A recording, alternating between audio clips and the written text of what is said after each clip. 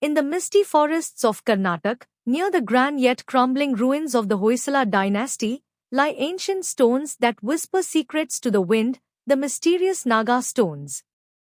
These stones, carved centuries ago with the images of coiled serpents, are not just relics, they are believed to be living guardians.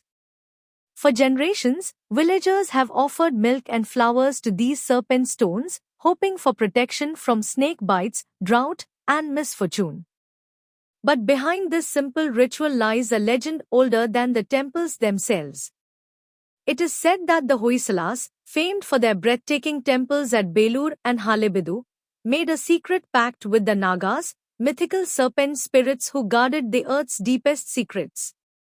When invasions threatened the kingdom's treasures, the Hoysalas hid their gold, jewels, and sacred scrolls deep underground.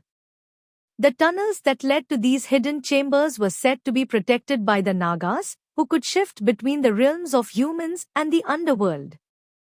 Even today, on certain nights when the moon is veiled by drifting clouds, villagers say you can hear faint hissing near the stones, not from real snakes, but from the spirits themselves, warning all who dare to disturb what lies beneath. Many have tried. Treasure hunters have dug under these stones, dreaming of gold and riches. But some vanished without a trace. Others returned with strange snake bite marks, yet no snake was ever found. Some were plagued by feverish dreams of endless tunnels guarded by glowing eyes. Fearing the curse, the villagers still keep the tradition alive. They light lamps and whisper prayers, asking the Nagas for blessings and forgiveness. To them, these stones are not mere markers of superstition, they are a living link between the past and the present, a reminder that some secrets are best left untouched.